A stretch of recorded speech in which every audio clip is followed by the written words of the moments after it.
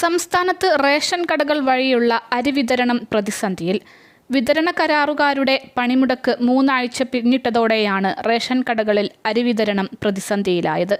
നിലവിലുള്ള സ്റ്റോക്ക് ഉടൻ തീരും. പ്രശ്നപരിഹാരം ആയില്ലെങ്കിൽ റേഷൻ കടകൾ അടച്ചിടേണ്ടി വരുമെന്നും റേഷൻ വ്യാപാരികൾ പറയുന്നു.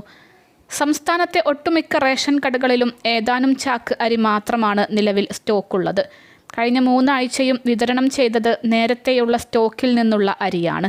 ഫുഡ് കോർപ്പറേഷൻ ഓഫ് ഇന്ത്യ ഗോഡൌണുകളിൽ നിന്ന് സപ്ലൈകോയുടെ NFSA ഗോഡൌണുകളിലേക്കും അവിടെ നിന്ന് റേഷൻ കടകളിലേക്കും അരി എത്തിക്കുന്ന വിതരണ കരാറുകാരുടെ പണിമുടക്കാണ് പ്രതിസന്ധി സൃഷ്ടിച്ചത്. നേരത്തെയുള്ള ഭീമമായ കുടിശ്ശിക തീർക്കണം എന്നാവശ്യപ്പെട്ടാണ് ജനുവരി 1 മുതൽ കരാറുകാർ സമരം പ്രഖ്യാപിച്ചത്. ഈ പ്രതിസന്ധി പരിഹരിച്ചില്ലെങ്കിൽ മുൻഗണനാ വിഭാഗത്തിനുള്ള അരി വിതരണം കൂടെ മുടങ്ങുമെന്ന് റേഷൻ വ്യാപാരികൾ മുന്നറിയിപ്പ് നൽകുന്നു.